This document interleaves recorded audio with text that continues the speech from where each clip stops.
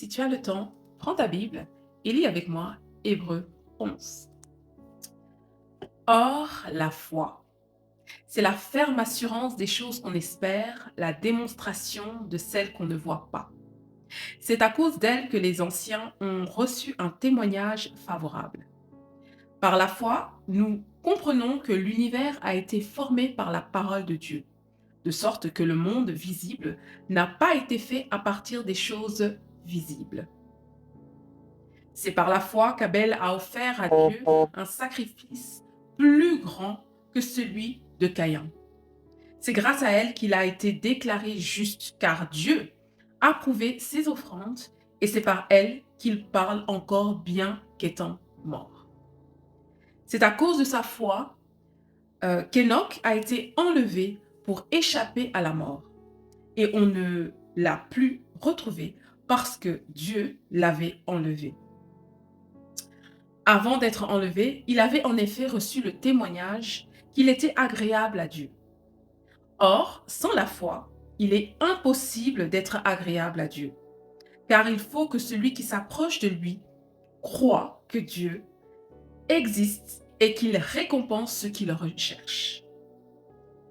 C'est par la foi que Noé, averti des événements que l'on ne voyait pas encore et rempli d'une crainte respectueuse, a construit une arche pour sauver sa famille.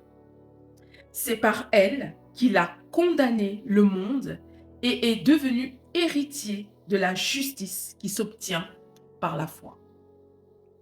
C'est par la foi qu'Abraham a obéi lorsque Dieu l'a appelé et qu'il est parti pour le pays qu'il devait recevoir en héritage.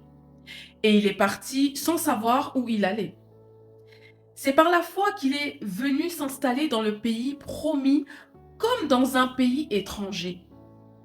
Il y a habité sous des tentes, ainsi qu'Isaac et Jacob, les cohéritiers de la même promesse. Car ils attendaient la cité qui a des solides fondations, celle dont Dieu est l'architecte et le constructeur. C'est aussi par la foi que Sarah elle-même a été rendue capable d'avoir une descendance. Malgré son âge avancé, elle a donné naissance à un enfant parce qu'elle a cru à la fidélité de celui qui avait fait la promesse. C'est pourquoi d'un seul homme, pourtant déjà marqué par la mort, est née une descendance aussi nombreuse que les étoiles du ciel, pareille au sable qui est au bord de la mer et qu'on ne peut compter.